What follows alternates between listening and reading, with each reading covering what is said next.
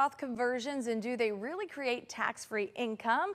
Are they a smart move or maybe not worth it? Well, to help answer all these questions, we are joined live by David Nastry, the president of the Connecticut Investment Advisors. Thanks so much for being here, David. Thank you for having me. This is a question I'm sure a lot of people have. You hear a lot about Roth conversions. Let's first start about just explaining what a Roth conversion is. So a Roth conversion, in order to understand it, you have to understand that the tax benefit of a traditional IRA is in the growth phase. So as it's growing, there are no taxes on the gains in the account.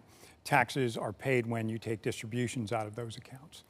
A Roth account, you don't get any tax benefit up front during the growth phase, but all the money that comes out in the end is tax-free.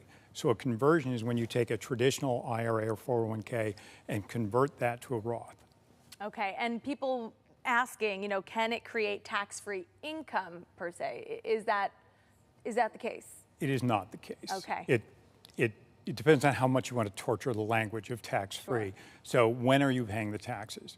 So if you go to a retirement readiness seminar and they talk about getting tax-free income in retirement, they're talking about a Roth. They skip over the part where you have to pay the taxes up front. So if you have a $100,000 traditional IRA, you convert it to a Roth, that's the point at which you're paying those taxes. Now, later on, when you take money out of the Roth, there's no tax on that income, but you've already paid the taxes. So it's not technically tax-free. Okay, and I'm sure that this is a longer answer. Every person's case is different, but do you think they are a good idea? So, I always joke that the first two words to the answer of every question asked should be, it depends, and it does depend. So, if you're doing this a little bit at a time at a reasonably young age, and then giving the account time to recover the net of those taxes, maybe. It also may have a benefit from an estate planning point of view because, if you're going to move money into a trust to do some Title 19 planning, a Roth account isn't going to have a tax impact when you do that. So it can be, but it is really situation dependent, client dependent. Okay, and speaking of your clients, I know you have many examples of clients who come to you and ask you, is this the right move for me or not? And in those cases, what have you seen in terms of outcome? So two ends of the spectrum. I have a relatively young client who's 55 years old, and he has figured that if I do this at a rate of about 10% of my account a year, I'll have plenty of time to make up those taxes by the time I'm 65 or 70 years old.